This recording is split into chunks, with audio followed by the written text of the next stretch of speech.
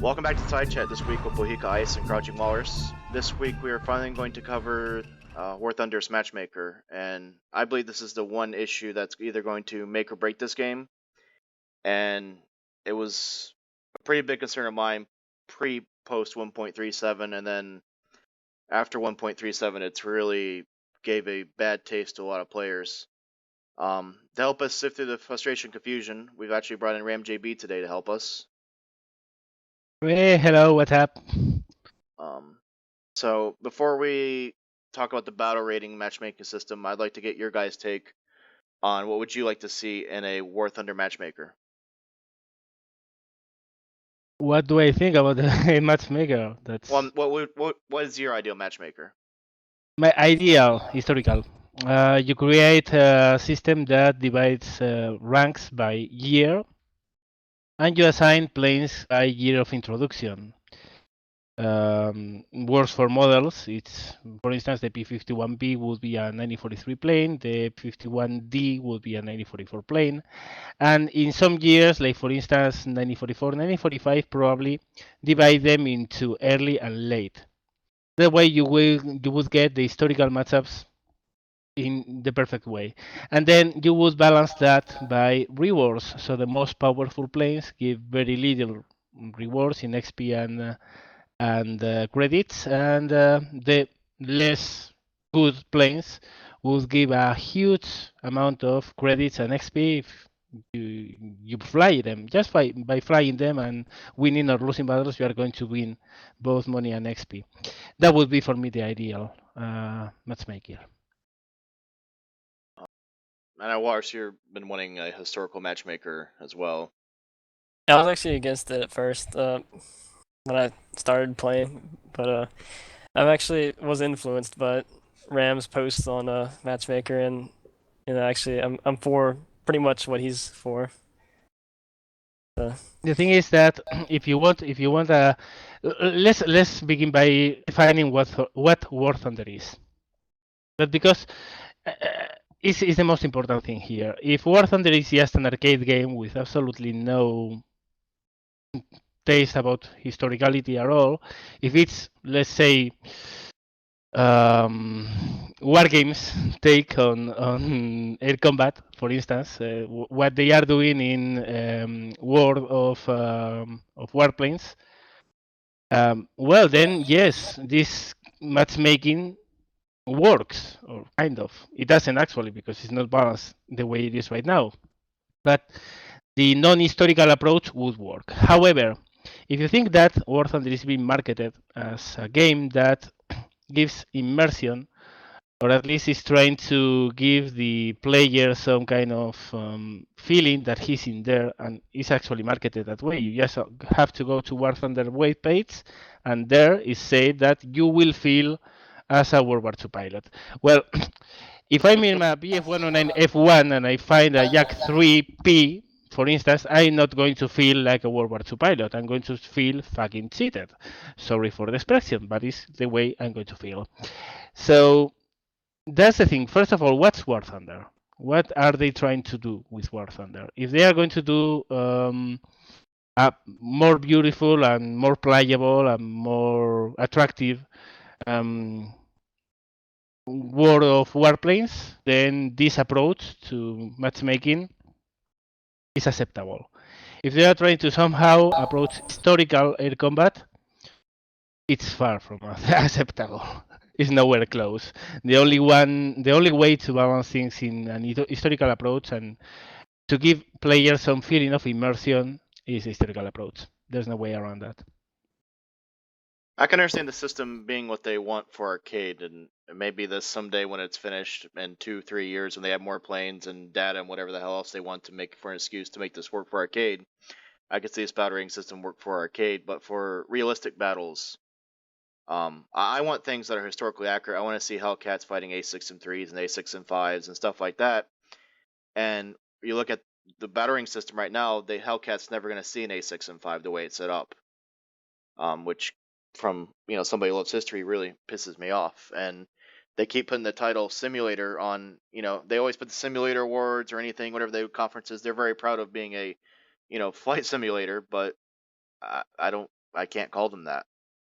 What I don't understand Well, is why they bother going with why would they bother going with the immersion of creating all these realistic flat models that they're striving for, but just throw it all out the window with the matchmaker. no, that's a thing here, and that's well about the flight models. Of course, they currently have a lot of problems, but well, we all hope that somehow is going to be fixed sooner or later. But flight model problems aside, and the main thing here is that as it's true, I mean, arcade historical battles or realistic battles, as they call it now, and simulator battles, they are three different worlds. So I'm totally open to the idea of different ratings or battle ratings for different arcade mode, realistic, and simulator. If you are arcade is really casual. Whoever likes to play arcade really is not in for an immersive feeling or an immersive experience. So whatever goes there, actually, really battle ratings there should be balanced by performance, and I totally agree with that. However, when you start moving towards realistic, especially so simulator, which I'm not a huge fan of for several reasons, but whatever. There you need historical matchmaking. There's no way around that, for the simple reason that those whoever plays that is because they are looking for immersion. If I'm looking for some casual gameplay, I'm not going to be in historical battles. I'm going to be in arcade. If I'm looking for and really expecting that immersive experience, if I find F86 when I'm in a BF9 and K4, that's going to ruin everything. For the simple reason that one was flying over Korea, the other stopped flying in 1945. Yeah. It's simply doesn't work. I mean, and people get really angry about this because everyone says, but if you go historical, there are going to be worse planes and worse sites. Well, yes, it's true. But it also worked that way in real life. And well, if you were a pilot in 1940, flying I don't know, a hurricane, and you have to go versus BF-109 is, you wouldn't say, I'm not going to fly because they have better planes. Adjust the battle rating, please. Well, no. They went up. And look at that. They went up and they won the Battle of Britain. Meaning, again, that sometimes it's not the plane. Also, I don't know what people expect out of a game. For me, a game is something that is challenging me and offers me a reward, emotional reward, because I have success. Now, how you measure success? If you get the most powerful plane ever, the most powerful OP plane in the tier, and you totally destroy the enemy team with that, and you get 6 kills, are you going to feel really well? Well, you can, but what have you accomplished? In the most powerful plane that has absolutely no match whatsoever and killing enemies with that. Really is something to be proud of. However, you take a plane that is not that great, there are better planes in the enemy team, you kill just one, you struggle to stay alive, you come back to base hanging on one damaged wing and barely repair, you go up again and maybe damage another one so you win the battle. You get one kill. Just that. However, it's not much more rewarding the second case than the first one. Because in the second case you really had to face a challenge and you overcame it and you use your skill to get that objective done. And if the game mechanics reward that in the way of if you get the more challenging plane, you are going to get better rewards. Now you get a system that is self-balancing because people are not going to go for the most expensive, great plane if they are not going to be able to move up the trees because they get no XP, they are not going to have money. If they go for more challenging planes, they are going to have XP, they are going to have money, and they are going to advance much faster, and they are going to have a much better experience overall. I think, at least for me, that's my take. I don't know what people take joy from. But Yeah. yeah. That's it. I don't know, but yeah, just looking by the amount of broken fighters that were being flown back when there were UFOs, I guess there's a huge amount of people that their only satisfaction is looking at their kill score and looking at a big number, no matter how they did it. But I don't know. I don't know. Maybe that's also part of the game and responsibilities of whoever makes the game. Educate the player base so they learn to play the games in the game in proper ways to have success in planes that are not the best. I don't know. I think it's all just the policy you said as a being a developer of a game like this. If you mouth feed people, if you make things easy for people, people are never going to learn the game. And when they reach higher levels and higher planes, they are going to expect exactly the same things as they experienced before. And then what you have is that the forums are hell every day because whoever is flying American thinks the American is shit. Whoever flies the German thinks the German is shit. Whoever flies the Japanese, well, Japanese is actually pretty crap right now. Um, whoever flies USSR, I mean, each one is a fan of a given tree. And as they didn't learn how to fly in the low levels, when they hit high levels and they meet people who really have experience at this game and know how to extract the best out of planes that are inferior, they get their ass kicked all around the sky. And then it's the plane, it's not them. And the plane is broken. That other plane is OP. German fanboy, American fanboy. I hate you. You are a noob. Learn to play. Whatever. And why happen? Why does that happen? Because the game allows for that to happen. If you don't allow for that to happen, you end up not having all these flame fests in the forums as well. I mean, it's a circle. If you, it can be a virtuous circle or it can be a bad circle, and it's bad right now, really bad.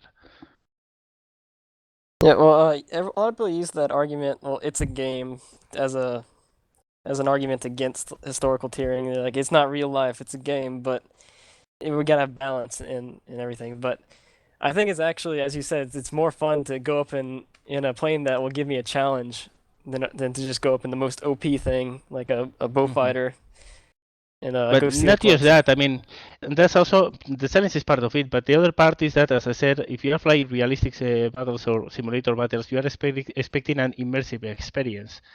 If you are even, I don't know, in a zero, and you find a P80, where's where's the immersion?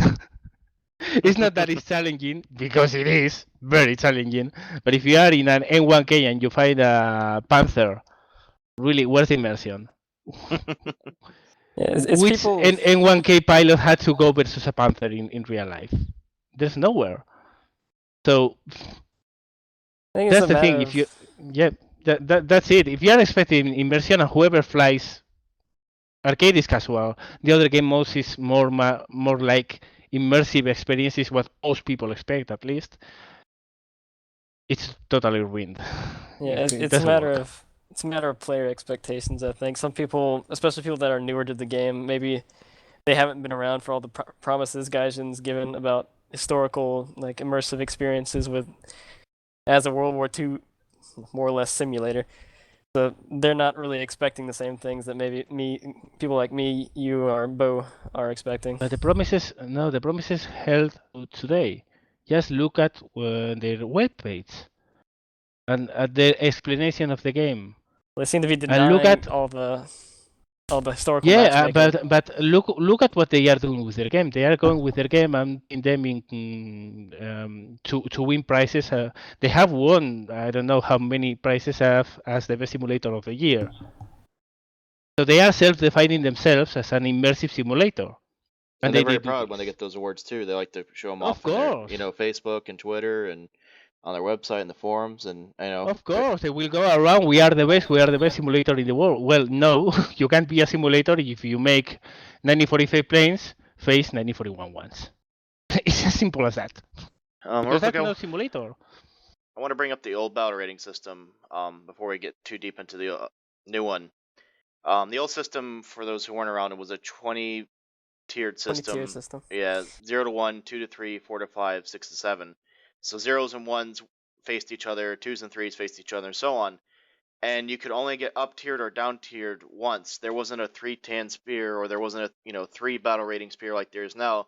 And you kind of knew that if I'm gonna fly, this P51, I'm either gonna face BF109 K4s or possibly, BF109 G6s or something. There was no kind of like this in this new battle rating system. You have a roll of a dice, and you don't know if there's gonna be a fucking jet coming streaming across the fucking battlefield at you, or a MC202 kind of. I mean, I'm a little bit exaggerating on that, but you just have no idea what you're getting when you hit the battle, and that's what's been so frustrating for me. I think during 1.35, at least, the maximum tier spread you could get was 4. So That was very extremely rare, and only happened when numbers on the Kiwu were very lopsided, which tended to happen because of the flavor of the month cases and all that thing. But yeah, it kind of works more or less. But also the tiering back then, it was far from perfect, because of course the problem is not now the battle rating now. The problem comes from a long way back, that at the beginning they were saying and they were telling us that there were some planes that were in inappropriate tiers, maybe too big or maybe too small of a tier, because it simply didn't have enough planes to complete a proper balanced tree for research and having a good spread of planes across the tiers.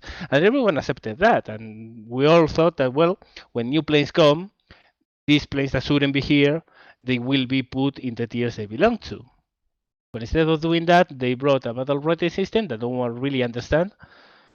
Yeah, let's real quickly explain the battle rating system, because it took me a little while to understand it all, and I've dug on the forums. I've tried to find as much official posting as I could from Gaijin, and there's not much, and some of it's really badly translated. And I on the forums, I'm getting really irritated when people ask questions about the rating system, and people just it's pretty vile, honestly. People ask good questions, and then they're immediately hit with it's player efficiency, move on.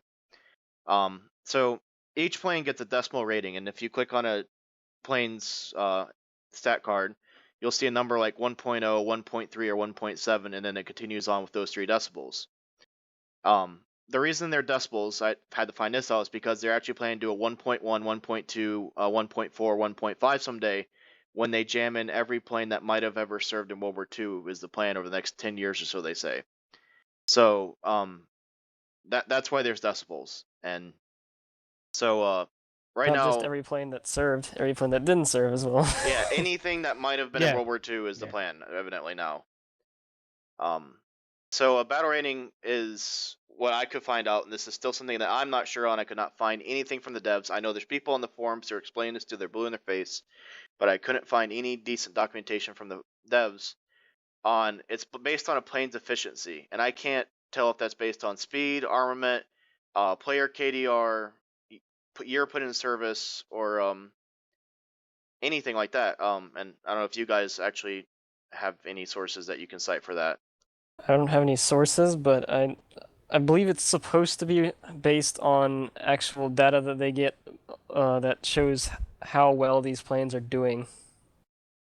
So KDR, player KDR. So what they are doing is a balancing by results. Yeah. So if you get, I know a lot of people are going to say this is not appropriate to say, but I'm going to say it anyway. There are certain nations that suffer from worse players than others, and that's a fact. So if you get a given nation that usually has lower quality players, they're going to do worse, no matter the plane. I mean, we all have had the experience of the MiG-15 we have killed in BF-109 G6. That means that MiG-15 pilot is not really good, let's face it. And if you start balancing by results, what you get is that nations that usually are played by less skilled players, and sorry, I know a lot of people are not going to like it, but in my experience is what happens. Then with better planes, they are going to get worse results. So they are going to experience a lowering of battle rating as the days go by and as the months go by. And we actually are looking at the 1.39 new battle ratings, and this was happening with some Soviet planes. Yeah, that's what I was about to say. We're seeing that live simply, with the Soviets. That simply doesn't work, and that goes hand to hand with what I told you before. You don't mouth feed your player base. You don't make things easy for them. You force them to learn. Because if they don't learn now, when they have the MiG 15, they still won't have learned anything, and then there's no battle rating discussion possible. They are going to get their ass kicked. And the problem is not that the MiG 15 is under average compared with the Sabor. I'm not going to even bother commenting on the flight models of the jets. The problem is not that. The problem is that the average player has had a much easier time moving up the ranks in one nation than in another. And one group of players who play exclusively more challenging nations get to learn because that's the only way they can move up the ranks having fun. Meanwhile, the others are just derping around with artificially low battle ratings. They are being mouth fed, and by the end game, they know absolutely nothing about aid combat, and they get their arse kicked all around the clock. And we go back, forums, everyone whining, this doesn't work, that plane is OP, this plane it doesn't work like it should, etc., etc., etc. No. You got something you want to say, Walrus, real quick? Ram pretty much covered it. I wanted to bring up real quick because I agree with what you're saying, Ram, but there's one more thing in it that I think is ridiculous that's happening with battle ratings based on player KDR. It's the premiums, like the Dora 13, the Dora 12s, the LF Mark 9s, and so on. A lot of players want to get to, like in most online games, you want to get to the end game as fast as possible, which in this case is jets. So they buy things like the premium LF Mark 9 American Spitfire, and they're horrible in it. And then it drives the battle rating down. And I'm starting to see this when we compiled the data of premium planes actually being lower than their non-premium counterparts, because you know that newer players are buying those planes, getting in the tier 4, and are getting their ass kicked by people who got there with 500 hours or more of gameplay. And then so you're having these premium planes that are going to be slipping down the chart. And I mean, that's just the trend that's going to happen, I think, with every premium plane, is you're going to see obviously crappier players, you know. Yeah, well, this is what I call the low effect. You know, War Games World of Tanks, the first premium tanks they introduced was the low and the KV5. And everyone and their mother bought it. People who were in tier 2 were buying those tanks and getting into tier 8 bundles. And they totally, well, they were horrible. Horrendously bad. And if you take a look at the statistics of Euro tanks, for instance, you will see that premium high-end tanks usually have lower efficiencies than other same-tier tanks. And that has a reason. That's because the players playing them, they are absolute noobs. Yeah, I haven't seen.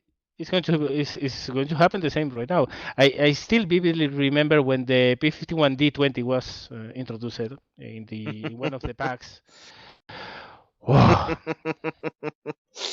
Yeah. I'm face palming right now, remembering that. I mean, I was trying to make videos. I was trying to make videos for American planes at that time, you know, and I had to deal with those pros in the premium Mustang. For God's sake. Oh. And the premium Spitfire, I'm not going to even bother commenting on that. A plane that shouldn't exist because that plane never, ever flew in US colors, not in that configuration, and now it's not only available for everyone to purchase for a very nice price, but it's being abused by people who really have not a clue on how to. Thankfully, because if that plane gets flown by people who know how to fly it in their battle rating, say goodbye to the game, because there's nothing else that can beat that plane at that tier, with that acceleration, that climb rate, that maneuverability. Has limits, has problems, but at the end of the day, a skilled player is always going to shine in that kind of plane. I don't know, but I think that's something that you can't really avoid. I mean, the model of the game is free to play with paying options, and it's going to have premium planes. The problem comes when you start giving battle ratings to those based on their effectivity. That's a perfect instance, and you said it. That doesn't work. The doesn't real quick, work the because at Russian no, P40 premium is a 2.3, and the American P40 is a 2.7 battle rating. So it's already, no, it's already and at happened. this point, at this rate, the Russian P40 is going to be team battle rating 1, and the American one is going to be battle rating 3, because whoever is, I mean, is something that doesn't work. Works for a certain style of game. Again, if what they are trying to do is replicating War of Tanks with planes, this is the way to go. But if they are trying to compete for best simulating trophies and immersive experience for their players, they are going the other way. There's a way to go to achieve simulator with realistic experiences and good immersion. And then there's a 180-degree direction. Well, they are going in that direction, and they are moving at light speed, at relativistic speeds. Yeah. It's and well, that's one of the reasons why I simply say that well, their part of War Thunder was no longer anymore for me, because I The expect something, and the game is not just delivering something really different, but it's moving towards delivering something even more different than what I expect. Yeah, I don't get off full sidetrack, but most of us didn't even see. Like, I was looking back at the forum post, and they're like, "Oh yeah, a new matchmaker for 1.37." Everybody was like, "What?" Nobody knew this was coming. It just showed up at our doorstep like a fucking abandoned child. Well, the thing is, again, the battle racing system is not inherently good or bad. What you do with it. It's how you adjust the planes with it.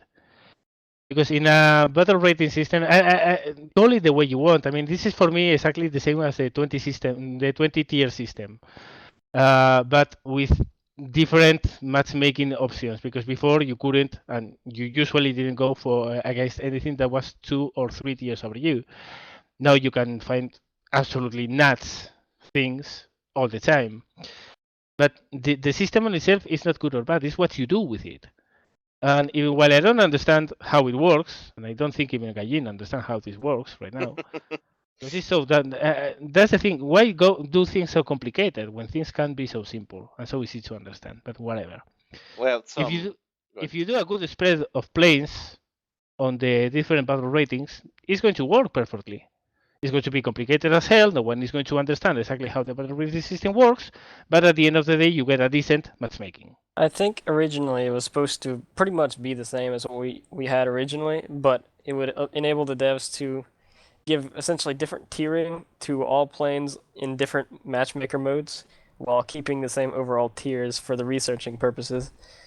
That's Well, what we already have different repair costs and rewards for planes depending if you fly them on arcade or realistic.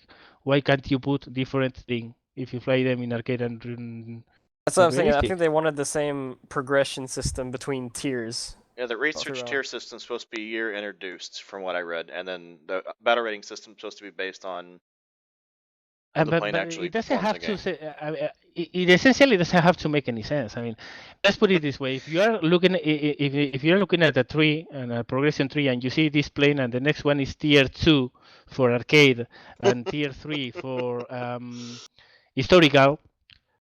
Well, it's okay. I mean, and even if there's a higher tier in the middle, well, it's the way it is. It might not make sense from a neutral standpoint of okay, this makes no sense because if I'm playing arcade to play this next level, I have to go through one which is 3 tier, and the other one next one is tier 2, and doesn't make sense. Well, but it makes sense if you look it from the realistic point of view. Again, the thing is that the progression tree should be based on historical, and then you would have a Spitfire Mark 5 C in a proper tiering instead of laying in the absolutely horrendous spot it's lying right now. Before the new battle rating system, it was level 12, which absolutely made no sense at all. I mean, if the excuse is to make things more believable or to make them having sense on the tech tree, well, this game has never had any sense in the tech tree until now. So it's not as if you are going to screw anything if you still go the way you were going before. Yeah. Now, it's also a working system should be simple, should be easy to understand. This battle rating system to adjust battle ratings for arcade and realistic and simulator and arcane formulas to calculate which is the matchmaking, which are totally hidden to the user, which is one of the biggest problems with this. No one understands this. And when they get into a game and they start seeing jets all around the place while their propeller is still spinning in front of them, they are going to say, this is bollocks! And they are not going to understand why it happens. And if you don't understand why it happens, you can't help fixing it. Now, we can go back to the excuse. I'm going to say it's an excuse because it is that this game is an open beta. For me, it's released, but whatever. If you are in a beta, you are supposed to test the product and to offer feedback so the developer fixes the product so it gets better. So how I'm going to propose for a sensible change in the battle rating system if I don't understand why in a BF109 G6, which shouldn't actually be anywhere close where it is right now, and I suddenly find, I don't know, a P80. I don't know why it happens because I don't understand the system. How I'm going to propose for any sensible change for the system to improve? I don't understand what's the starting point. I pulled If up a you, lot if of you, the information on how the system works, and I guess I can explain that real quick. And I don't truly believe this is fully functioning as it's supposed to. Like I said, each plane has a battle rating decimal, begin behind it, 2.3 or whatnot, and then matchmaker is supposed to be the battle rating is supposed to, for matchmaking's sake, go up 1 to 2 battle ratings to find aircraft in that area for you to find, which, as we know, doesn't fucking work because there's something tacked onto that called player's battle efficiency, which allows for up to, as I could see it right here, I'm not making this up, this is what it says, rating of 2 ranks, which from what I can tell from experience means 2 whole numbers. So if I'm in a 1.7, I could theoretically hop all the way to 3.7 if matchmaker needs to find a match. And what they call player battle efficiency is if you are winning games, and it's supposed to be based on recent play time, not your entire KDR history. Recent play matches. If you win a bunch of matches, it's supposed to slightly bump you up so that you get a slightly more challenge with the aircraft you're flying. If you're doing horrible, it's supposed to give you more forgiving challenges. And Walrus and I both know we've had Saturdays we've been on, played 10 fucking matches in a Yak 3, and we're still getting up tiered to Mustangs. So the player battle efficiency system is not working as intended, but the player battle efficiency is how we're getting these crazy hops and years. no, also Look, the fun thing about this is I was speaking about mouth feeding, yes, okay, but also you are crapping on the good players. Because if I'm a good player and I'm flying a very limited plane, as a BF9G6, for instance, which has an insanely high battle ranking that it doesn't deserve, or any other plane that has too high of a battle ranking, and I'm a good player and I'm having good games because I know how to fly, the way the game rewards me is to find a freaking Korean era war jet in front of me. Are you kidding me? So the way to promote good flying is if you play good, man, you are going to find a lot of jets, but in the other team, not in yours. Right. That's how you reward players. That's how you encourage good flying.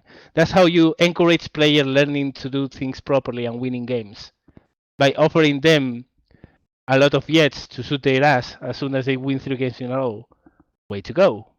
Way to go. Also, it's a very good, nice way to make people learn the game. Oh, poor guy. You are strafing tanks in your Spitfire 9 all the time, and Lord knows why you are dying all the time. Maybe because you crashed. Maybe because you crashed because you are such a noob that you don't know how to even pull up before you crash against the ground or a tree.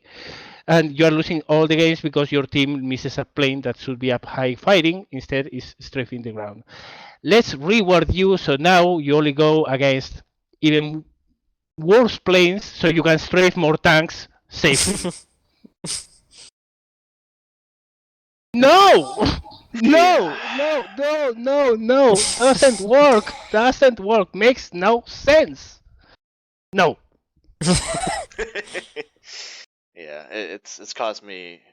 Uh, it's caused me with KDR. It's probably gave me hair loss and some high cholesterol or some shit after this patch of trying to actually fly in this because there's been some No. really unforgiving Let's days. let's face one thing, and that's when I understand one thing. This game, especially in realistic game mode, but even in arcade is extremely challenging because of so many enemies in such a reduced space. Has a insane learning curve. I mean, someone who doesn't know anything about planes and who installs this game for the first time is going to understand nothing what that's going on, and all his reactions are going to be turn, keep on turning, and try to get the six of that guy and destroy him because they don't know what's air combat and they don't know how to fly well.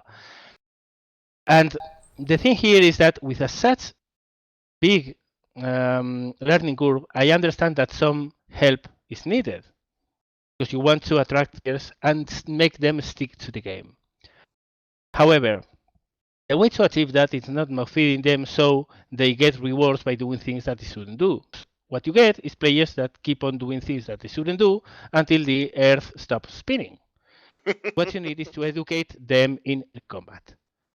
How do you do that? Rewarding good gameplay. How do you do that? Well, and informing also, and giving proper information on how air combat works and what you are supposed to do. Maybe more tutorials of air combat with bots that maneuver, and you are told how to overcome a given bot doing some maneuvers by doing other maneuvers. You learn a lot in very little time by learning very basic stuff. I mean, just by 2-3 hours of trying things that make sense and understanding why they work, a player turns from a total useless noob into a credible threat. I'm not going to say an ace of the sky, but he turns into a pretty good.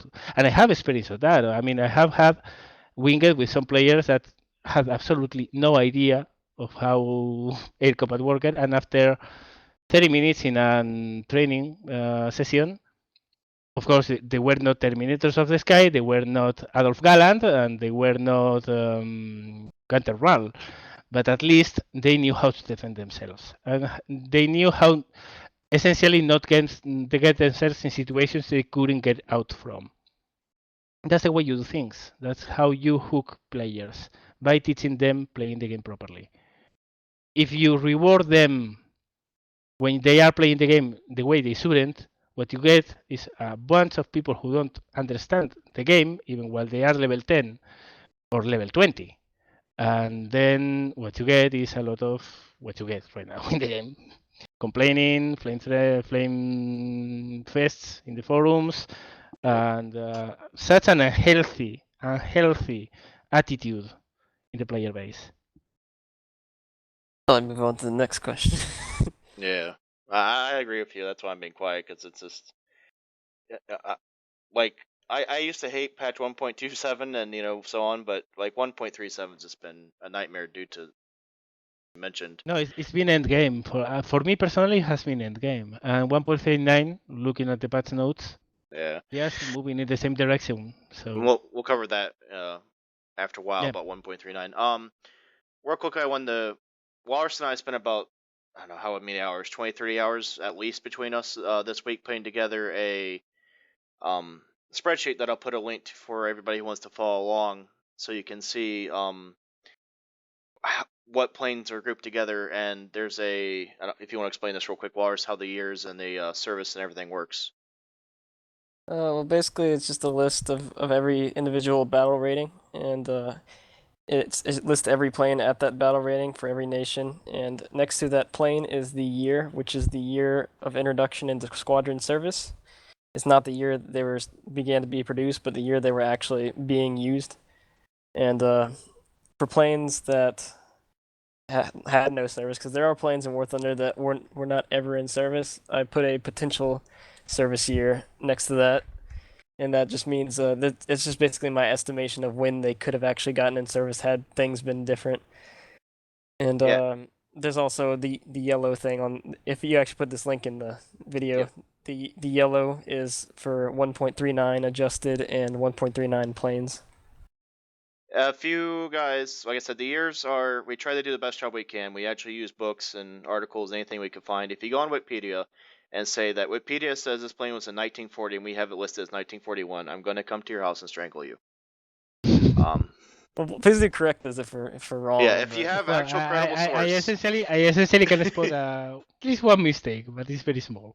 Well, like I said, we tried to do the best we could, but it was, there's a lot of airplanes, and we didn't use Wikipedia for 99% of this, so, only 50%. well, some of this crap doesn't, like I said, doesn't actually exist, so we had to kind of do workarounds.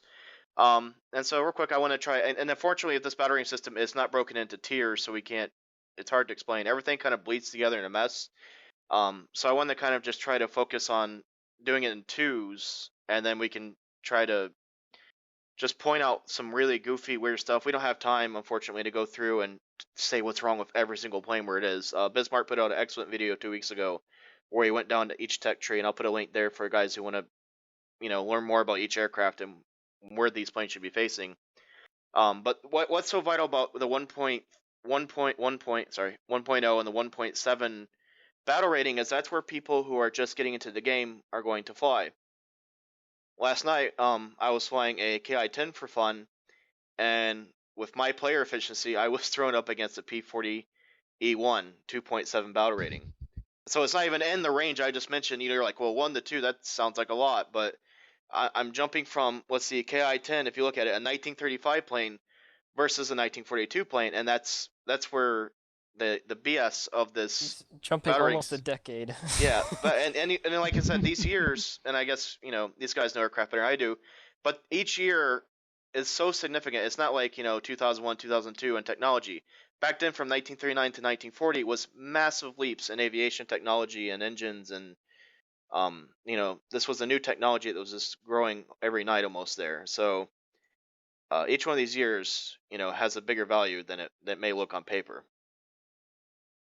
No, So it's not just that the technology was advancing at a huge rate. It's that at the end of World War II, the piston engine couldn't be improved anymore. Basically, it had reached its top potential. In 6 years, a power plant in the same capacity had moved from 800 horsepower to 2,500 horsepower. I mean, 1 year, even 6 months, makes an incredible difference, because 6 months is the difference between the Spitfire Mark II and the Focke-Wulf 590 A1, for instance. And they are two different worlds. If you find a P40 in a Ki-10, it's like, I don't know, it's like if you are flying a P51 and you find, I don't know, a MiG-17. An F-16. Yeah. And my whole point bringing that up is, if I'm a new player and that happens to a new player, or a new player gets into that game, they're going to go, fuck this, Control-Delete, and then they're going to delete this game and they just lost a player. And this isn't just about me getting my ass kicked. There's other Ki-10s and earlier planes in that game too. And if they get rolled into that matchmaker game, they have no, it's not, I don't know if they're either going to think the game sucks or they suck or whatnot, but it's not their fault. No, it's that's what I told you before. I mean, you are the reward of doing good things and killing enemies and getting good results is that you are facing a 1944 plane in a biplane. That's your reward. Meanwhile, the guy who's in the 1942 plane quite possibly has lost the 5 previous games because he was trying to strafe ships. So I mean, it's just common sense, and sometimes I really stop and think to myself if I'm some kind of privileged mind that see things that no one else sees. Because I look at this and I see so many things that don't make any sense at all, and I'm thinking, well, either I'm a kind of a privileged mind here, and believe me, I'm not, or these guys have not a clue on how to make a game. It's one of two, because maybe this makes no sense. I'm watching this and why this doesn't work. How in hell do those guys don't see that this is never going to work, ever. Ever. And the There's other not big a slight chance in hell that this, the way it's implemented, is going to work. Ever. Nope. There's no way to solve it. The only solution to this is to take all this stuff, take it to a trash can, ditch it, and go back to the 20 system and work from something different based on that. Because the 20 level system was far from perfect, was broken in many ways, but at least kind of worked. maybe really, in theory this not battle really. rating system can work, but it's like you said, they have to they need to just delete all this off their board and then go through and place these planes one by one where it makes sense. This looks like it was just vomited out there, like, oh my god, 1.37 patch needs to be done. Throw the planes up on the board, and then it just looks. No, but it's no. But the thing is that they are not going to do that, and that's why I'm Yep. so excited about it. I mean, because if you start by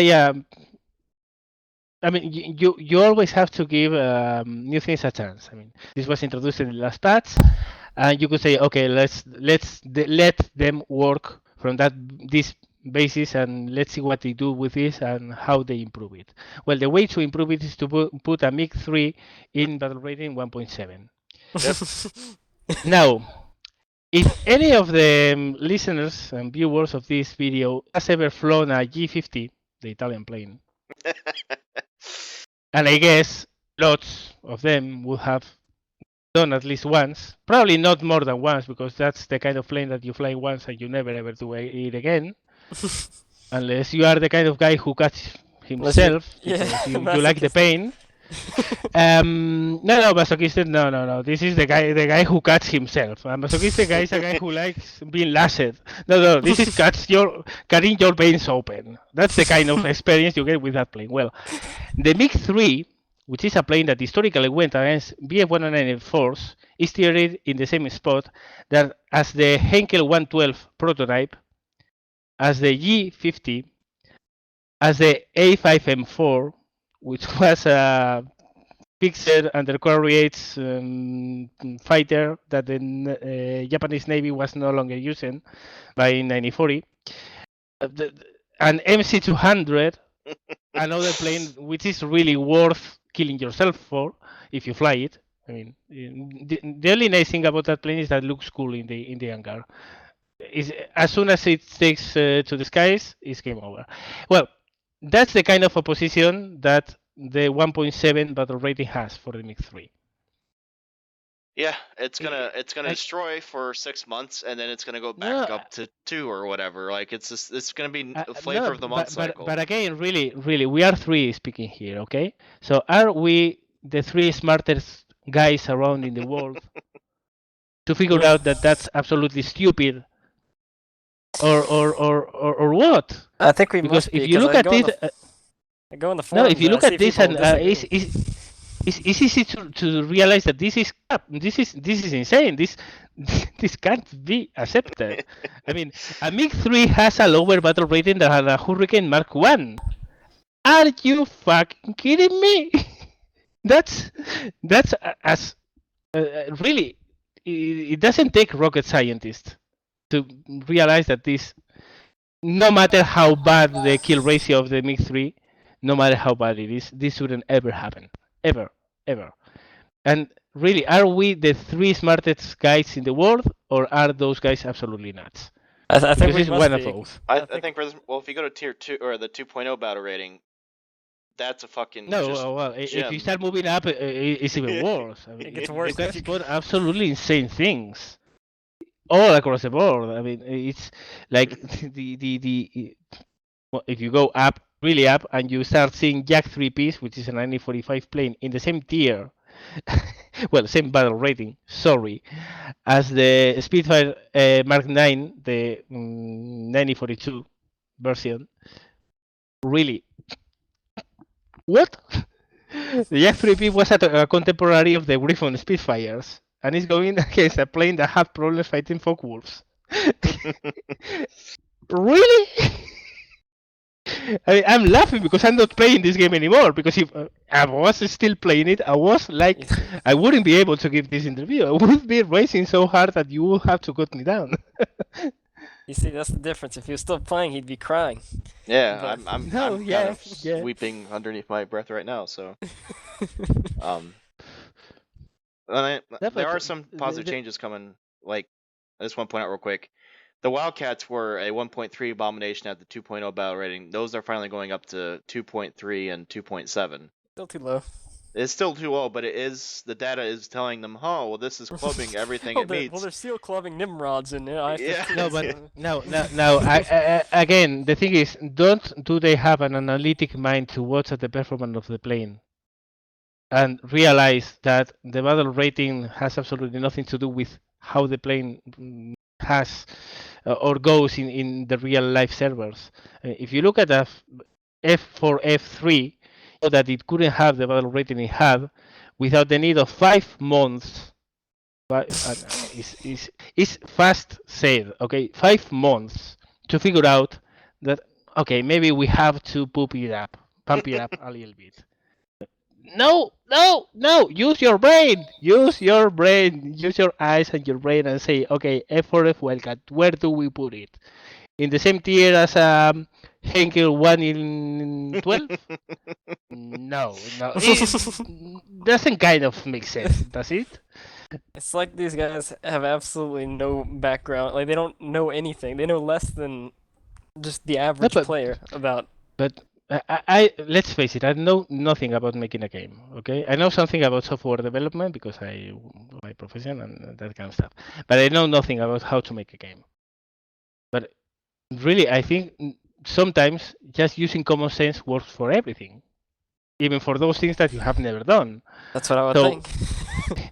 Even if this was their first game ever, which is not, but No, okay, they it's have a the whole first page full of completed World War multiplayer II massive planes. online game. Okay, it's the first, so okay, they are learning. But really, do you need to learn from doing all the wrong things, or can you use a little of common sense and start from a decent starting position and moving from there? The thing is, it doesn't seem like they're even learning from their mistakes. It seems like it's getting worse in a lot of cases, and they're not using their brains in any scenario. I'm telling you, they are going opposite way as common sense dictates. It's Here's as a good simple as one. that. If you haven't seen the Griffin Spitfires, the Spitfire Mark 22 Yeah. and Mark 24 had the same battle rating as a BF-109 G6. My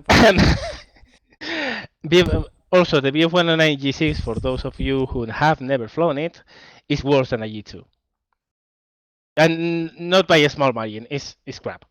The poor thing is, if it had a I'll make it 9044 work. engine, okay. But they have modeled the 9043 plane and they have put it with post-war Griffon engine Spitfires. All right. Yep. Yeah, just Yeah. look at I mean, with people that don't understand, it's like, just look at the years. 1943, 1944, there was a war. 1946, 1947, 1948, there was no war in Europe. So. Yeah, they moved the Yak 92 Yeah, down. again, You know? go back to the immersion. Go back to the immersion, fly your BF-109 G6, find a Spitfire Mark 24, and say, okay, this feels really, really, really like World War II to me. This was exactly what Eddie Harman was thinking when he was flying against the British. No. Flying my Focke-Wulf 98.5, and I see an F-22 scream past my cockpit. So No, much at this immersion. rate, one of these days, what we are going to do is maybe taking, I don't know, P-51, and in the naming team there is going to be a Su-27. Such immersion, wow. Yeah, such immersion. Yeah, that's totally World War II like. Yeah, the worst part about Insane. building this, I just want to see if there was any trend they use or if there's any sense that I wasn't seeing. You know, before I did this podcast with you two, I wanted to see the data and make sure I wasn't unrightfully, for some reason, criticizing him, even though I You knew weren't I was tripping. right. I wanted to, just look at it, look at the data, and see. No, What hold the on. I'm looking at something extremely funny here. Okay, B409 G10 9044 actually higher in battle rating than the Spitfire Max 24, but not even that. The Kia 84 is Yes. also higher battle rating than the Spitfire Mark 24. The Kia 84, I don't know what they have done to the plane right now because I haven't even tried it. I haven't played the That the server. dev server, but that was arguably the most broken plane in the game in the bad sense. And it's still higher battle ranking Jack 9p. Oh, Jesus Christ. Really, the only thing that looking at this gives you is incredulity and a reason to laugh. Yeah, Reason that's for kind me of to cry. yeah. I'm still playing this game. Like I said, that's kind of Also, the the reason thing I is, wanted to do this. if you could find a slight level of sense or a level of, I mean, things make sense, things don't make sense. At least if you could focus in on a single, just one battle rating where everything was perfect, but not one. You look at each column of battle ratings, and each one is totally out of whack. I mean, ladies and gentlemen, tier C and tier 6. At the same tier as you get a BF109 K4, you are flying your Liberator or your Lancaster. Good luck, mate. Oh my gosh. Yeah, that's one thing real quick to bring up, because this is one thing I've been kind of a little bit personally frustrated, at least from a history standpoint. And I know that the bombers, in a lot of ways, are overperforming a little bit in damage models and a lot in gunner accuracy and gunner power. But the historical implication of this game is it makes you think that the B-17E and the G and the B-24s were late war additions to the fight, when in reality they were there bombing France, before D-Day. And this battle rating system will never allow those planes that were in service for such long periods of time to reflect that.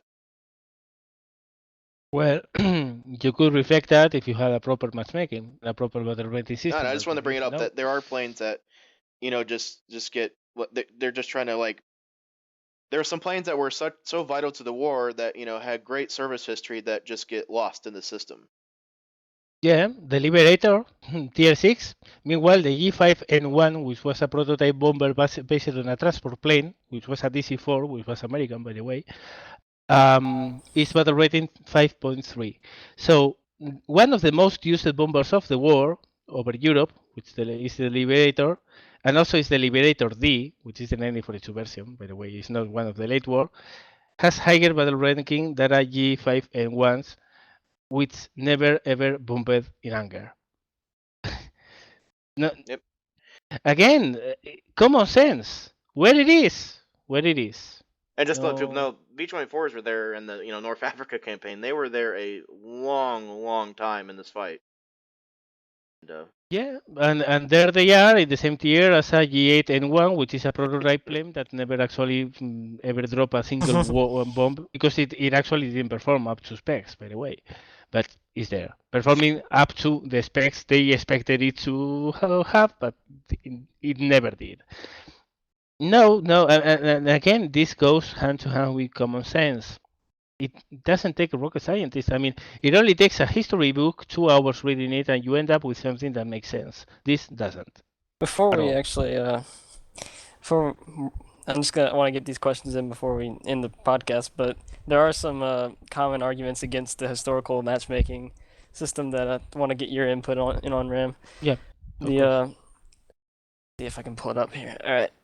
One of the like most used arguments is like this isn't at all this isn't history. This is a video game with mouse aim. We're up in a cage match in historical or realistic battles is basically a cage match, team deathmatch.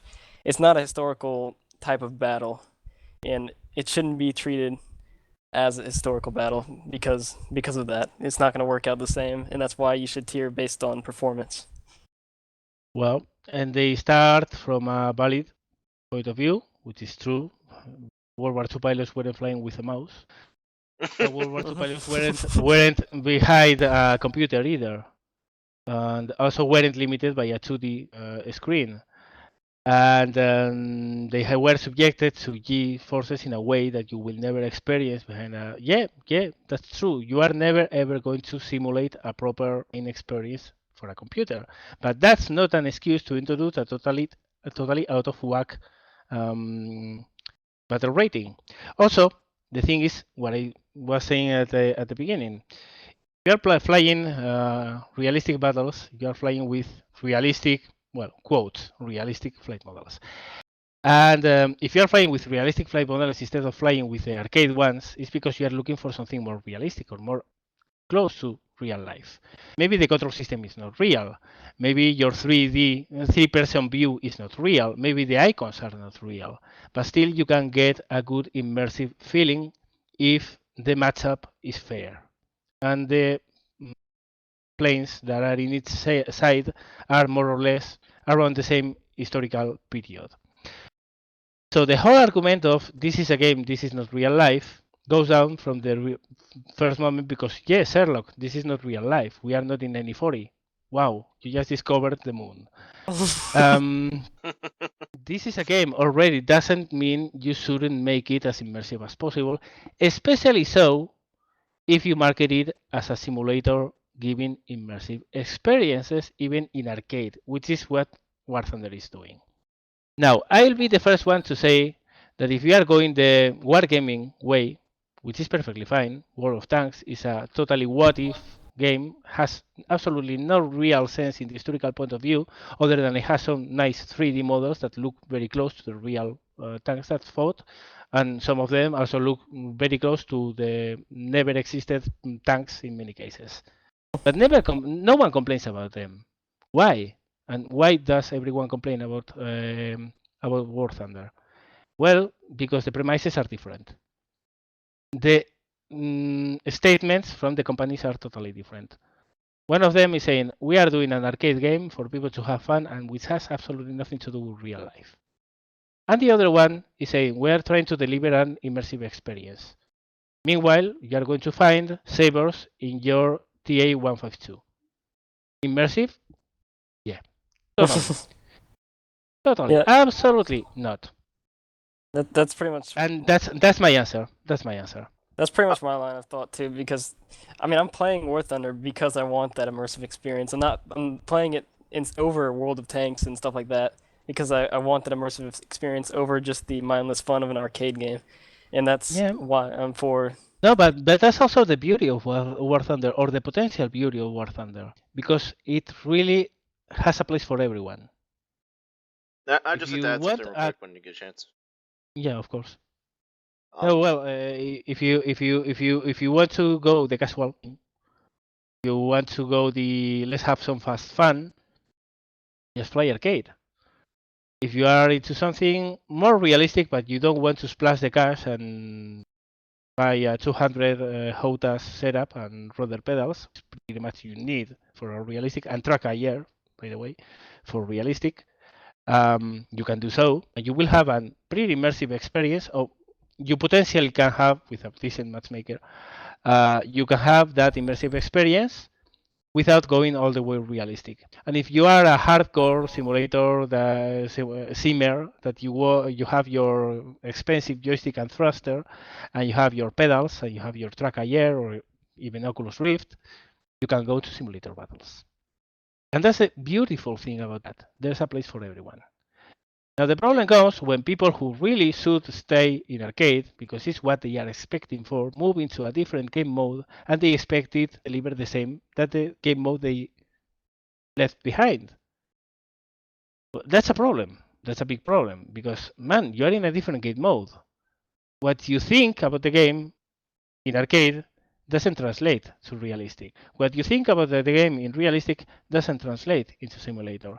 And trying to impose your views in a game that is not yours, if you are the developer, okay, but you're not, it's not okay. And what's happening day after day is that masses of people, not 2 or 3, masses of people are shooting down people who are doing decent proposals based on this shouldn't happen because this is a game.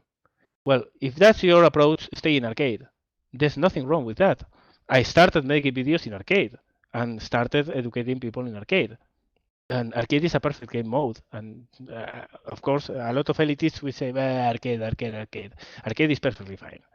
It's different, but tends to the taste of different of people who expect different things, and that's the beautiful thing about War Thunder. It kind of offers something for everyone. The problem is when people who are expecting one thing move to another game mode and they expect the same thing, and no, that doesn't work that way. But still, the potential is there, and the wasted potential as well, because this really, when I discovered this game, I thought Gaijin had just covered the philosopher's stone of simulators, because the simulator genre for long years has been a niche segment of the market, because it was complicated. It kind of required a good hardware, both in computer and peripherals. It required a taste for complicated things, etc., etc., etc.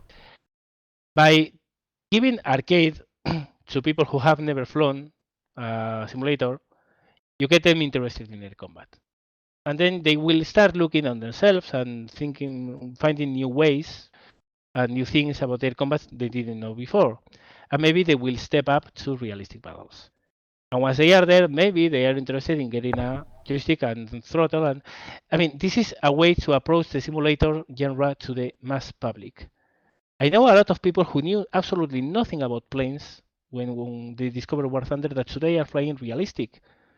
And some players who, when discovered this game, knew nothing about planes, and today they have a HOTA setup, a track a year, and they are flying a simulator. This has such a potential to make the simulator accessible to the mass public, and they are totally wasting it. It's really sad. Really, really sad. Yeah, I'm gonna put that out there. A lot of people think I'm probably a big simmer, that I've been doing this for a while, and that's why I know a few things about aircraft. But I was completely new to the whole sim genre when I was introduced to War Thunder, and this was just like last year, at like March or something. But that was the first time I've ever played anything that had to do with World War II or any type of aircraft. And now I'm making videos on flight models and playing realistic battles, and I'm trying to get into even simulator battles. So that's just Yeah, proving that's Ramsey. the potential. That's the potential of the game. That's why I was so excited with it at first, especially with the things they were promising, because they were promising to go a path they are not going. They are going the polar opposite.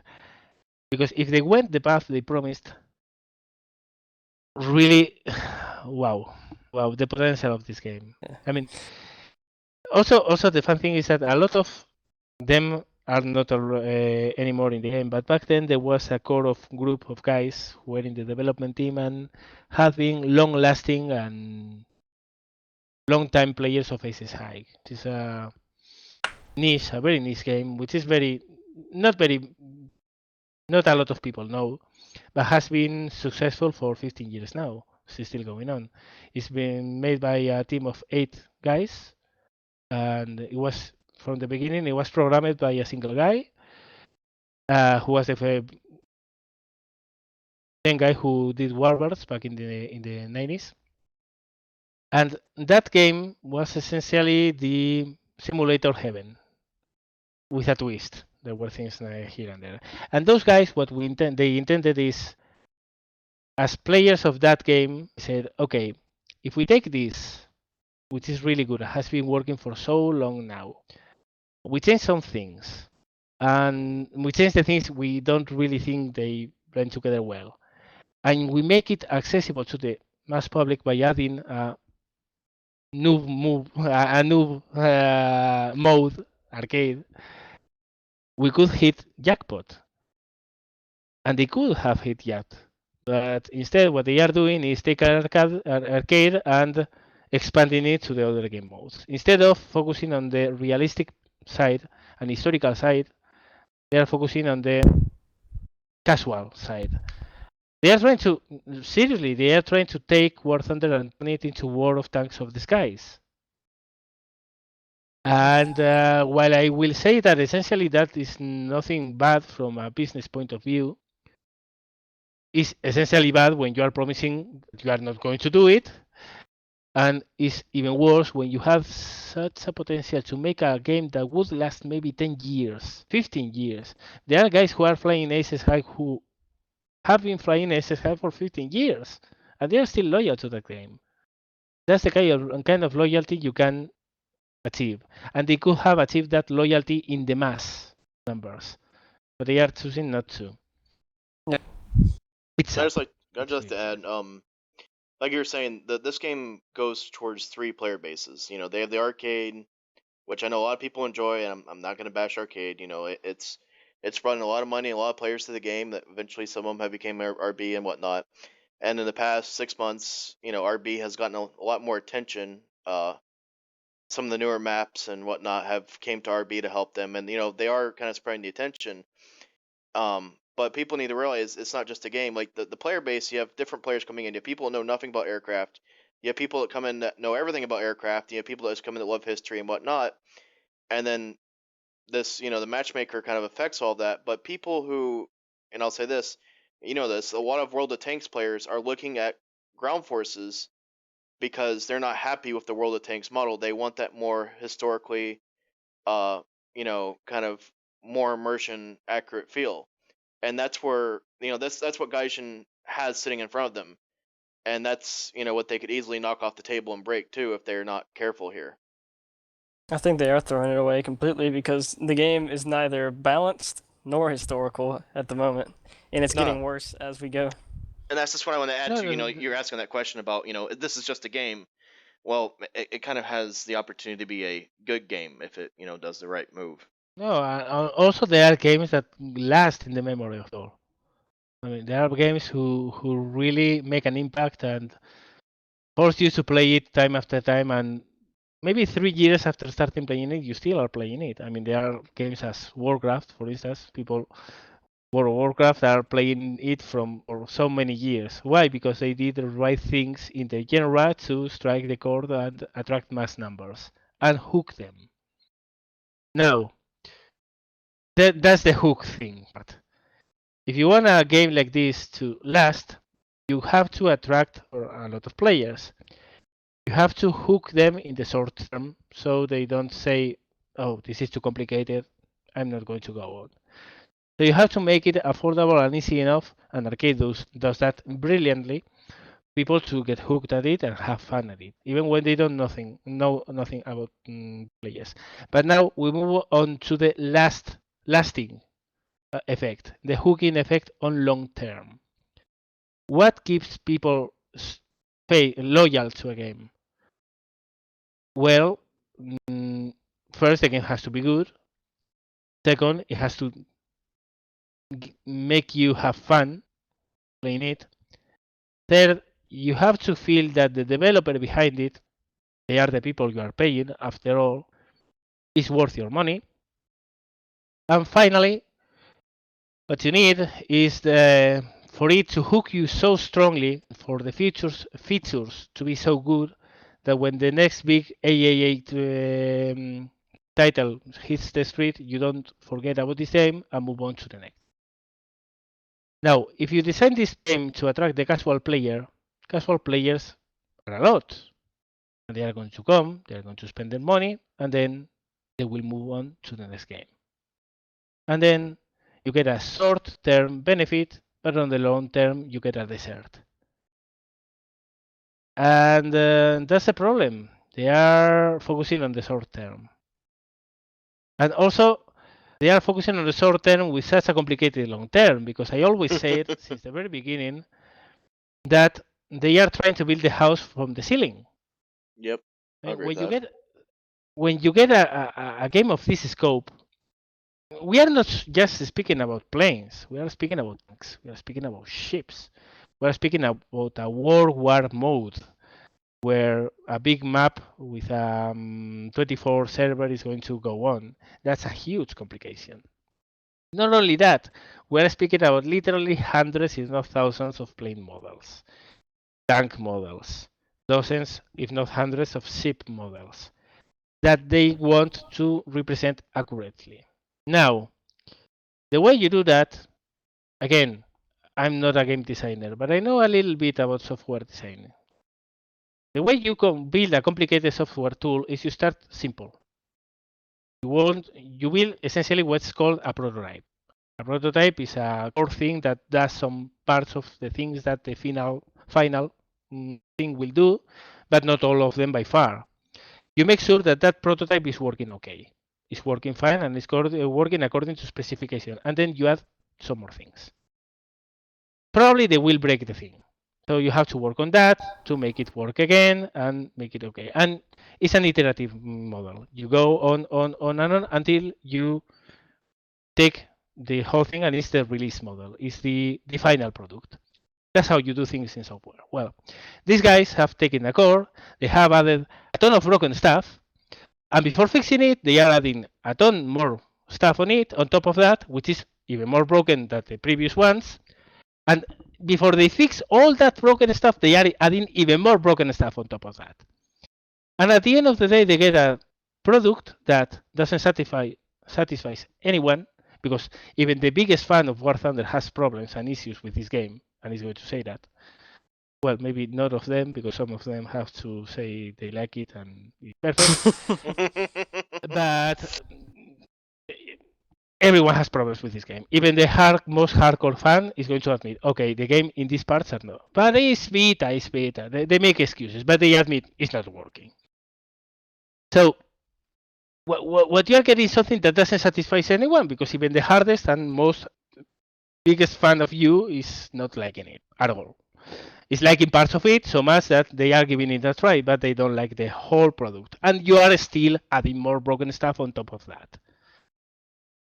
Really, take a step back. Sit tight for 6 months. Stop adding new stuff. Fix what's in to make it work. And then you can keep adding new things. And yes, it's going to take time. But that's the problem. This is a huge game. This is a huge project. It can't be done in 1 year. And 1 year from now, we will still be looking at SIPs as a far real possibility for this game. The game is going on. Because it's not easy. It's not easy. And it's so complicated that you really have to take your steps. First, make something that works, and then add new stuff. Make it work, then add new stuff. If you take a basis, add broken stuff, don't fix it, add more broken stuff, don't fix it. Yeah, people who want their shiny new toy and they see it in the release pass, they are going to go, yeah, finally my plane. But when they get to fly it, they find a Ki 84 and which can't take off, basically can't. Or they find an I-185, which not only takes off, but gets to the moon and back. Never comes back down. Or a Griffin Spitfire that flies exactly like a Typhoon. Exactly. What you get is not what you wanted. Because you were wanting, you expected the thing that, the plane, you expected something that you have read about and you know how it should work, and suddenly what you find is something that is, 3D view, it looks like it, but doesn't fly like it. That goes back to the. I think Gaijin is just addicted to these short-term benefits that they get, like a short player influx from each major patch, from people wanting to fly their shiny new toys, but they don't get anything in the long term. But the problem is that the anticipation builds on, and then they get to fly the new shiny new toys, which are broken as hell, and then they don't want to fly it anymore because it doesn't fly as it should, because it's too bad or too good.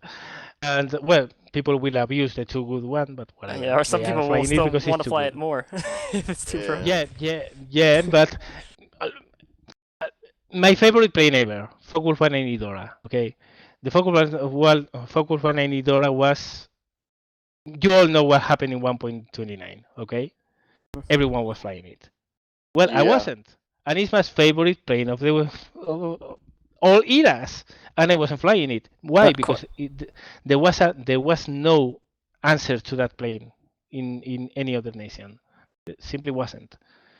The closest thing was a P-51D, but a well-flown Focus 190 Dora would outfly a P-51D, as it should, by the way. That's the thing. But everyone was in them.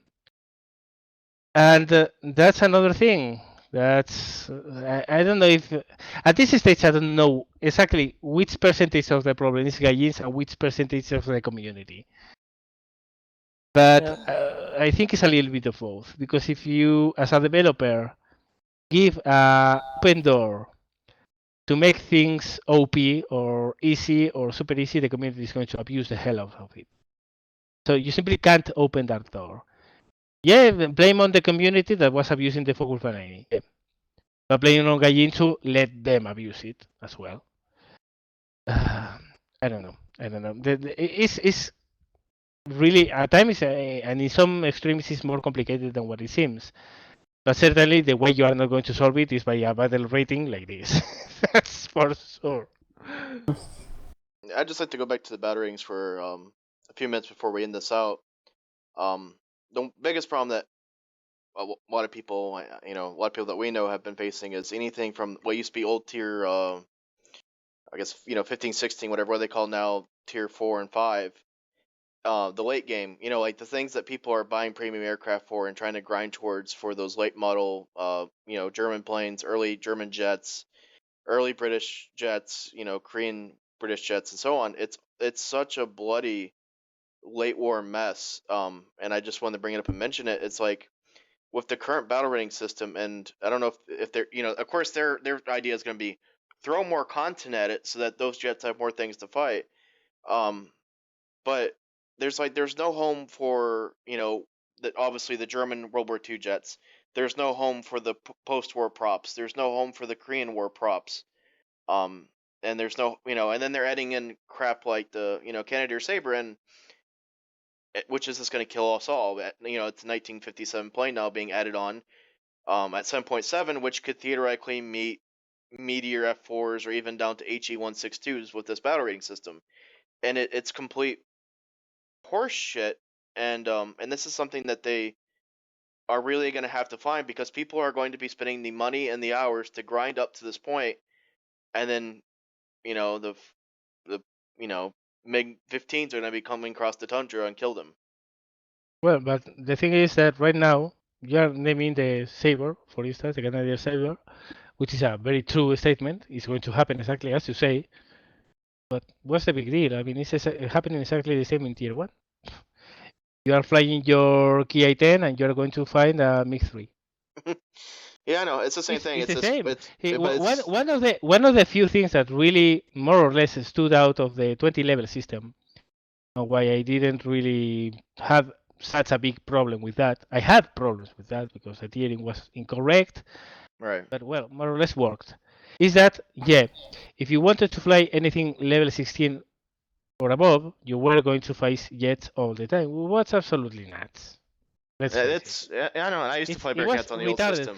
But if you wanted something decent, well, you could go to, I don't know, a tier 4 plane, a tier 5 plane, a tier 6 plane, and you will face more or less decent challenges and decent opposition. Now and then bullshit would ensue, and now and then something really stupid would be the result of the matchmaking. But on the mid tiers, you would get at least decent matchmaking. I'm going to say that. Tier 10, tier 9, tier 8, yeah. But right now, what happens is that you are not even safe in those levels. Yeah, no. So back then, you could simply reach level 16 and say, fuck this shit.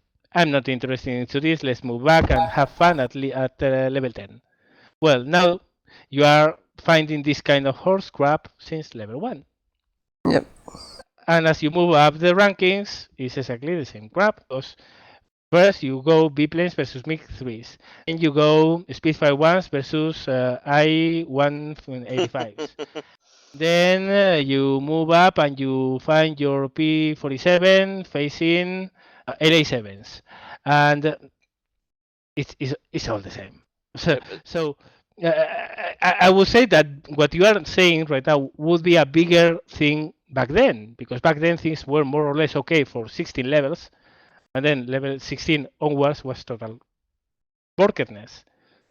So you could be distracted and led to think that the end game would be as nice as the mid-level game was. But right now, since the very beginning, you see that this is crap. So if you spend money on this, It's your own money. You know where you spend it. I just like to point out something though, like why I bring this up, because this is the most blaring example I ever can. In 1.39, the Lancaster Mark III, a 1943 aircraft, is a Tier 6. Looking at it in the face is a 1948, F-80C at Tier .67. Yeah, I told you before. Yeah, You and know, yeah, the it's Liberator just is the same. it's all these, the late war planes are all for some reason like sliding down, and it's just gonna, I try to explain, like, history, like let's say that 1944, 1945 had some really nice aerial dogfight matchups that are just completely being obliterated with this No, battle rating system. they don't happen. They simply don't happen because if you fly an NA-45 propeller engine plane, you're going to find jets, whether you want it or not. Yeah, what So makes So me those fights never happen, because there's always someone in his jet breaking the things. what confuses me is why do they keep adding? I'm gonna call them. This is a term I use and a bunch of other people use, is cancer jets or just cancer planes in general. Planes that literally just have no place in the game at the moment, like F-80Cs. LA-174. Yeah, like the Panthers in some cases, all fighting like they're eking into German prop games, but they're also in MiG-15 games. And like for example, the F-80C, it's not really welcome in MiG-15 games because it's not as good as the Saber, and you get screwed over.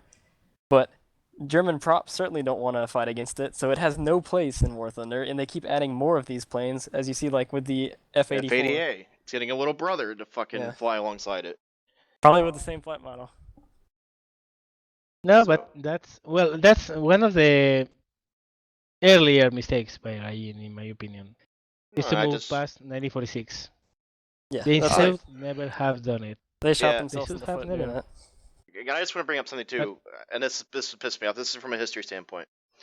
The Korea War was a very, bloody battle that happened on many cities, many hills, many mountains, and they shove all this shit onto one map called Korea, and they try to shove all these aircrafts onto, it's like they almost need to make like a different game for like they need like a whole new battering system for 1951 and up, and just put all those planes in Korean maps. They need an independent battle rating for the Korean era stuff.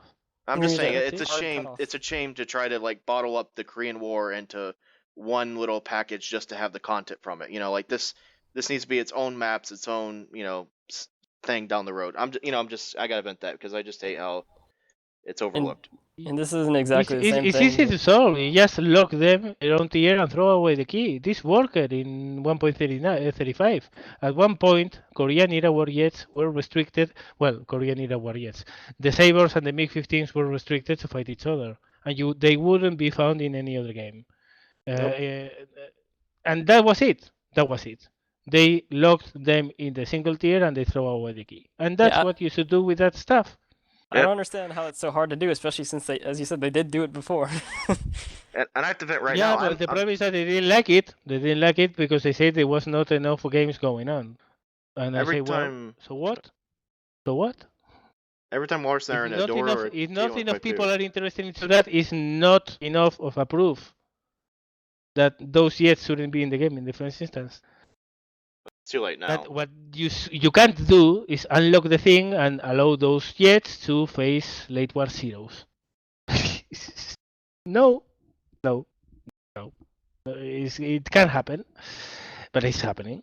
And the solutions are really drastic to this. I mean, there's no middle point. Locking them in their own little world of the end tier and throwing away the key. I don't think that's drastic. That way everyone gets. I think it's a very simple but it's drastic from the point of view because it means that if you have a MiG-15, you will have to wait off a queue of 10 minutes. Well, such is life. I don't know. If people are not interested in flying jets, who are you to ruin their fun by flying your jet in games where your jet shouldn't fly at all? That's the problem. Yeah. Well, let's bring up real quick. Walrus and I fly, TI-152s and D12s and D13s from time to time. What do we see every time we get the fucking Ruhr map? The battle F-80Cs, Panthers, and Panthers. I don't recall anywhere in any of the history I've ever watched, read, or went to museums.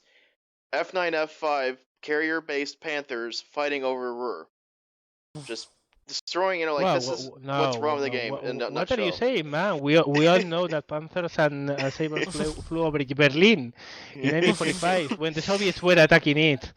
Yeah. So They were that's playing where I it get frustrated. alongside the MiG-15s against the Yeah. the Germans, who of course were flying Henkel 162s and BF-109 K4s and yeah, that kind of thing. I think It happened. It happened in an alternate. Right now there are these theories about alternate universes. I'm sure in one possibilistic universe that happened. It I is think one. It didn't. I think the lead developers at Gaijin actually did read their history books. I think they were just on LSD when they did read it. that's what I just want to wrap up with is how the hell is this acceptable? And It's not. It's not, and that's why I wanted to do this tonight because it's just been it's been a nightmare, and it's just it makes me sick. I mean, I can't. The argument here would start being, where's the breaking point of the community to say them fuck you and throw away this game until they fix it? A lot of people have, but not enough. That's some. They're getting new players, and they're getting you tell me some of time. us have done so. You tell me. I thought I did exactly that. I said this is enough. This is not. And you can't believe the amount of crap I got thrown my way by saying what I said. And how many times I have been called a crybaby, and I put my channel at risk. Actually, now it doesn't get anywhere close the views it did before, but I had to do this because I was not having fun. And if you are doing videos of something where you have absolutely no fun, you can get a lot of views, but they are not worth it. So where is the breaking point? I mean, at this stage, we all know. I mean, we can be speaking about this for 3 hours. Yeah, that's and why. Giving good ideas and wondering why this can be so broken and how did it happen to get to this point. We can wonder about that, but it's not going to happen. It's not going to change. The things is this.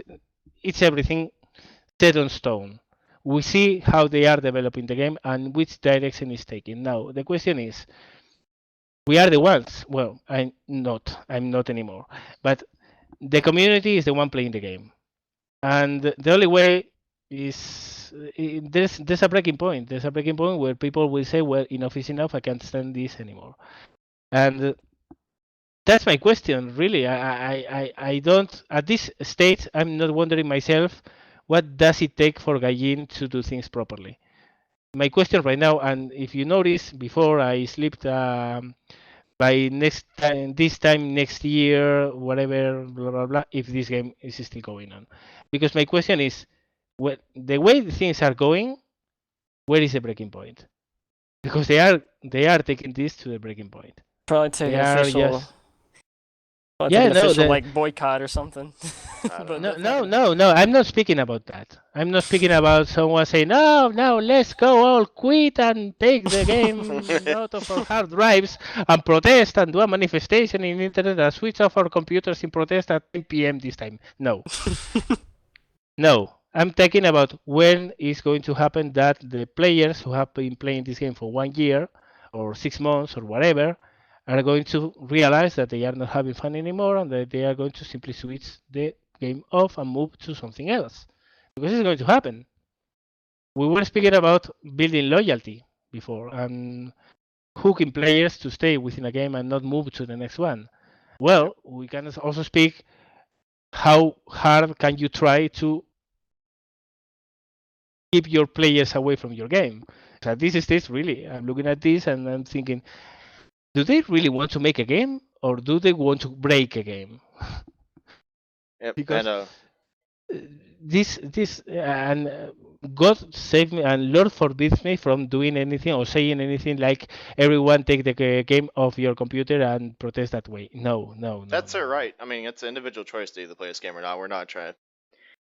The point of this was not First of all, I'm an absolute no one, and anyone in this world is an absolute no one to do that to a business. Who, at the end of the day, they might be doing things wrong or right, but they are trying to do things to earn a living, and they are. Let's face it, War Thunder, even with all the massive defects, and we have been speaking about this for a long time, is still a viable game. and it's still fun for many people. It's still a brilliant piece of software. It's a really worthy product. The problem is that they are doing things with it that really, I mean, you can take this game and make it absolutely new friendly and make it super casual, make it a war of tanks in the skies, as I said. There's nothing wrong with that. There's a huge audience for that, and the game would go on. But if you do that, you have to do a lot of stuff to make it work that way, and you have to work extremely hard on balancing. And now, one of the things that I'm going to say about World of Tanks is that I have a lot of reasons to dislike World of Tanks, but one of the things I have to say is that they got the balancing right. They got it right. It works. It works fine. It works really, really, really well. And that's the key and the cornerstone of any casual game. The balance has to be right. And as you guys said before, at this stage, we are with a game which is neither historical, neither balanced. Yep, and I just want to. And its paths, they are moving even farther from the historical, but they are also making it even more unbalanced. Yep. And so you are not catering for the historical audience. Okay, perfect. That means this game won't be for me, but still, I really wish well for them. I really wish for this game to succeed, even if I don't like it. If they move that way, if they move the historical way, perfect, because it's the way I like it. Fantastic. But if they move the casual way, okay for them. I wish them well. I really wish this game to give them a huge benefit, because I know some guys on Gaijin, and really they are cool guys, and I wish them well. But the thing is that right now they are not doing that. They are not catering for the historical audience. They are not catering for the casual audience. They are catering for no one at all. And it's not that they are trying to stretch to keep everyone happy. It's that they are doing things on their own for their own reasons, who no one understands, and they won't share with anyone else. Because if you ask them to give you an interview, they will say that no, because they have an NDA, and there's secretiveness. No one understands why they are doing this stuff, and the end result is that everyone just look at the game and see that it's not balanced and it's not historic. Then what the hell is this game? Yep. What? I mean, it's probably the worst part about this is that I don't understand a single thing about it. I don't understand the motivations. I don't understand the changes. I don't understand what they are doing and how they are doing it. It would be easy for me to say, okay, they are trying to cater for a mass audience of casual players with a balanced, based on performances and that kind of stuff. I would disagree with that, because I would think that this game would have a lot more potential going other way. But well, at least if that ends up in a good game, props for them. But they are not doing it either. So what they are doing and why and how, and I don't get it. And probably the secretive part about it is the most hurting one, because you have all this wide audience of thousands and thousands and thousands of players who are really wanting to love this game. They desire to love this game. They really do. And all it takes is for them to understand why things are being done the way they are. And they don't understand it. And a big part of it is because no one is telling them. And no one is telling us. No one is telling us. Yeah, of course, they make posts about the battle rating works this system, but no one told us why this battle rating was introduced. Maybe the Russian Now they community find understands it. But maybe that's another whole different thing. Yeah. And a whole. But look at World of Tanks again. Let's look at them as a model, because the free-to-play games, they are a role model here. They are a huge success in worldwide. They have this huge Russian community, the same as War Thunder has. They also have a lot of problems with the Russian community expectations being some, and the rest of the world expectations being a totally different one. But somehow they are making it work with their ups and downs, with Serb doing all he can to fuck this up. But still, it works. It works. And they have a huge successful game that maybe is not my cup of tea. I still enjoy playing it now and then, but it's casual. It's something that I know I'm not going to get a tank in World of Tanks and feel as if I'm Michael Wittman. No, Yeah. ever. No. We're gonna have to wrap this up soon. Yeah. But yeah, well, the thing is, no one understands what they are doing, why they are doing it, and especially why they are taking the route they are taking. That's the whole thing.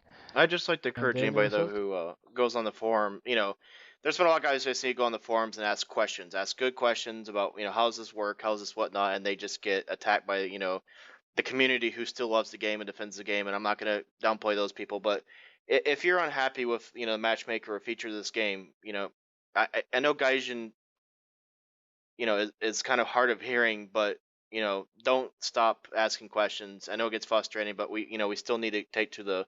It's 2014. We have social media outlets. They have their Facebook, they have their Twitter, have their forums. Just keep asking questions, and hopefully by pure dumb blind luck, maybe something will get through. But we can't just sit here and quietly take this system that if you feel it's broken as we do, and I hope others do. Just don't take this laying down. That's all I have to say. Yep. Yeah. The thing here is that it's hard to me because again I know people of Gaijin and they are class people, but they simply don't, and they try. I know the community manager, for instance, one of them at least, is really trying hard, but it's out of powers in many ways. The only thing here is that we need not just a game that makes sense. We need to understand why it doesn't make sense at the moment. So Gaijin, please just open your channels and speak to your community, because these are the guys who are going to make or break your game. Yep. That's all I said. So I'd like to wrap this up here.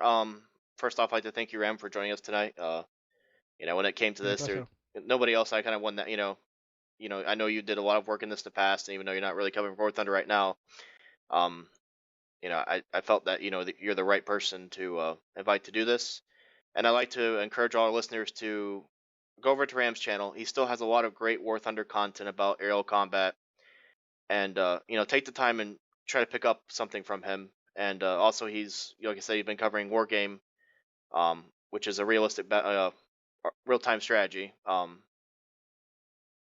And yeah, more or less, yeah. Yeah, I know it's much more complex than that. That's a whole nother topic, but it's worth checking out. Walrus and I tried it out. It's definitely an advanced game.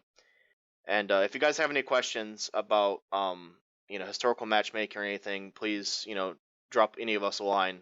We'd be all happy to take the time to at least give our perspective of what it is. And I like thank you for listening. Until next time, we'll try to do something a little bit more positive and happy. But take care.